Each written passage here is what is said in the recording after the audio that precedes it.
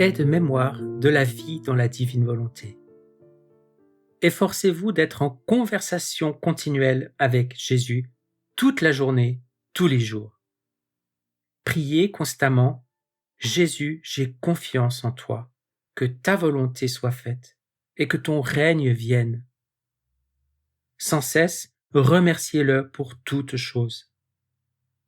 Efforcez-vous de tout faire dans un acte de la divine volonté en demandant à Jésus de faire en vous tout ce que vous faites et en vous assurant que chacun de vos actes est un acte de pur amour. Demandez tous les jours à Dieu le don de vivre dans la divine volonté. Grandissez en vertu chaque jour. Vivez les béatitudes. Soyez saints. Propagez la connaissance de la divine volonté. L'heure exacte de la venue du royaume dépend largement de votre zèle à propager cette connaissance. Consacrez-vous à Marie en suivant les conseils de saint Louis-Marie Grignon de Montfort, vous préparant pendant 33 jours, puis vivez pleinement votre consécration.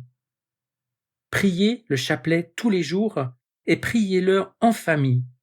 Priez-le avec votre cœur, que cette prière devienne votre joie.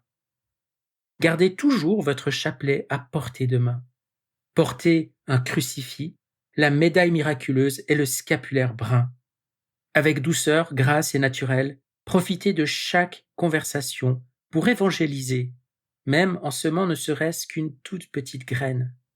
Assistez à la messe et recevez la communion chaque jour si vous le pouvez.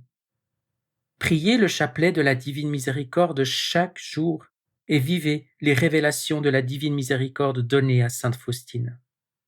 Confessez-vous au moins une fois par mois.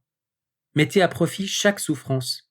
Aimez chaque croix que Dieu vous envoie et supportez-la avec résignation, abnégation, patience, paix et joie.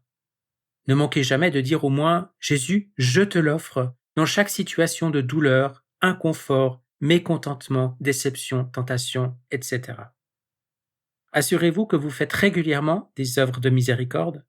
Faites une heure sainte quotidienne ou hebdomadaire dans une chapelle d'adoration proche de chez vous. Essayez de consacrer au moins 15 minutes par jour à l'oraison, temps dédié à l'effort exclusif de la méditation, de la contemplation et de la pratique des rondes. Prenez le temps d'une lecture spirituelle chaque jour. Saintes Écritures, Magistère, Révélation de Louisa, biographie et écrits des saints, liturgie des heures, office divin, etc. Jeûnez chaque mercredi et vendredi d'une manière adaptée à l'appel que vous discernez en tenant compte de vos besoins et capacités.